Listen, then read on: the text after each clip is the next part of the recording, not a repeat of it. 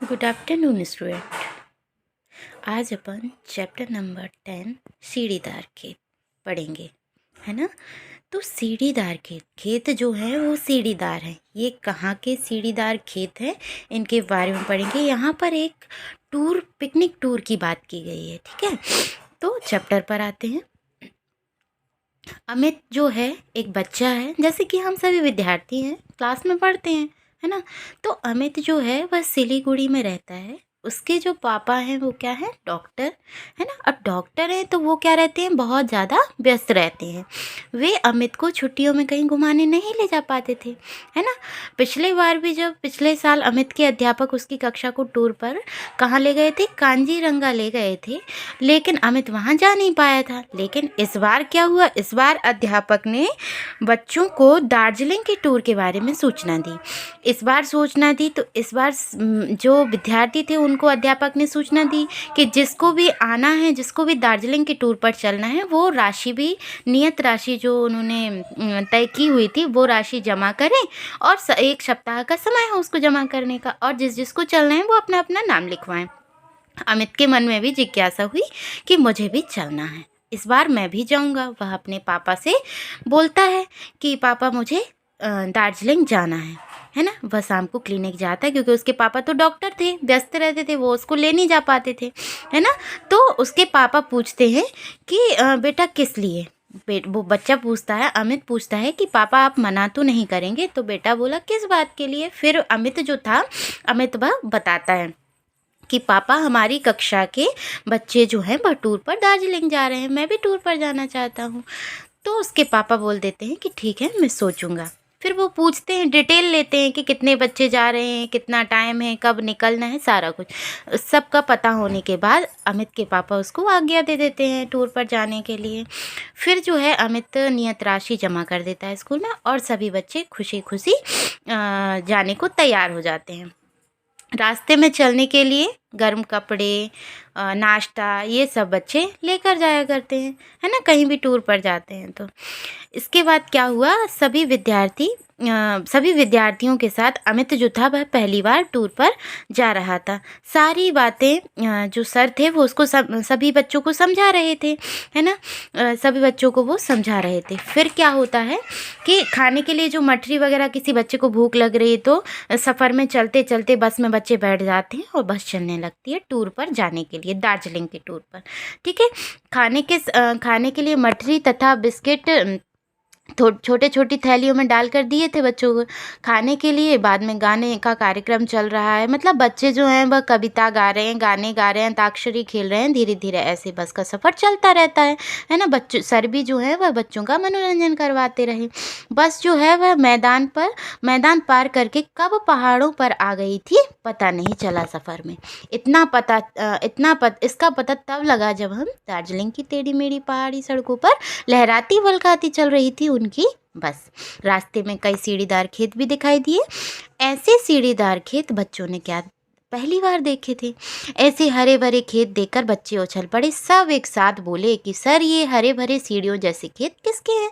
तो सर बताए कि ये तो बच्चों ये चाय के बागान है, ये चाय की खेती होती है, चाय के बाग हैं, इसलिए हरे भरे दिखाई दे रहे हैं। तो फिर उसके बाद सर ने बच्चों को चाय के बागान दिखाने के लिए बस को एक साइड खड़ा कर दिया, है ना, एक खड़ा करवा दिया। और बस के रुकते ही सभी बच्चे सावधानी से उतर आए और बड़े आश्चर्य से चाय के बागानों को देखने लगे। सबसे पहले उन सभी विद्यार्थियों में एक दीपक नाम का विद्यार्थी था। उसने प्रश्न पूछा, सर चाय की खेती इस तरह क्यों की जाती है। बेटा सर बताते हैं, बेटा सर्वप्रथम इसके लिए किसकी ज़रूरत होती है, धूपदार मौसम की और पर्याप्त बारिश की ज़रूरत होती है। चाय समतल मैदानों पर पैदा नहीं की जा सकती क्योंकि वहाँ सीढ़ियाँ बनाकर खेती नहीं कर सकते, है ना। अगर समतल खेत होंगे तो उसमें हम सीढ़ियाँ नहीं बना सकते, इसीलिए हम अधिकतर सीढ़ीदार खेतों में ही चाय की खेती की जाती है। सर सीढ़ियाँ क्यों बनाते हैं, सभी बच्चों ने एक साथ पूछा। तो सर बताते हैं, बच्चों, चाय के ऐसे पौधे बीजों से तैयार किए जाते हैं और जब पौधा बड़ा हो जाता है तब उसे सीढ़ीदार या ढलानदार खेतों में रोपा जाता है, क्योंकि चाय के जो पौधों की जड़ें हैं उनको ठहरे हुए पानी से बचाया जाता है। क्योंकि देखो, पानी अगर ज़्यादा पानी भर जाएगा तो जो पौधे हैं वो सड़ जाएंगे, सड़ के वो मर जाएंगे, है ना। तो खेती क्या काम की, कोई काम की नहीं रहेगी। तो इस तरह खेतों में पानी ठहरता नहीं, इसीलिए सीढ़ीदार खेतों में सीढ़ीदार बनाए जाते हैं खेतों को चाय के लिए, है ना, चाय की खेती के लिए। सर, यह बात तो समझ में आ गई, सभी बच्चों को यह बात समझ में आ जाती है। फिर बच्चे, लेकिन एक और आश्चर्य की बात है कि इन चाय की पत्तियों को केवल महिलाएं क्यों तोड़ रही, क्योंकि वहाँ पर उनको दिखता है कि जैसे कि आप ये देख रहे हैं कि सिर्फ महिलाएं ही चाय की पत्तियों को तोड़कर और इस डोलची में रख रही हैं। तो बच्चों के दिमाग में यह बात आती है और वो बच्चे पूछते हैं, क्या पूछते हैं, कि सिर्फ चाय की पत्तियों को केवल महिलाएं ही तोड़ती हुई दिख रही हैं, ऐसा क्यों, कोई पुरुष क्यों नहीं दिख रहा।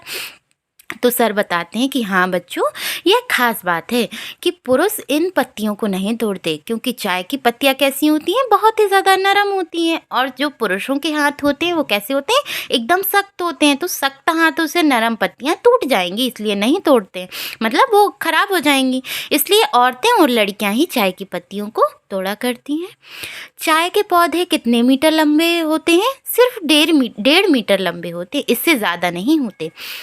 जानते हो क्यों, क्योंकि इनकी पत्तियों को तोड़ना फिर मुश्किल हो जाएगा, ज़्यादा लंबी पत्तियां होंगी और सीढ़ीदार खेत होंगे तो कैसे तोड़ पाएंगे, है ना, जोखिम हो जाएगा।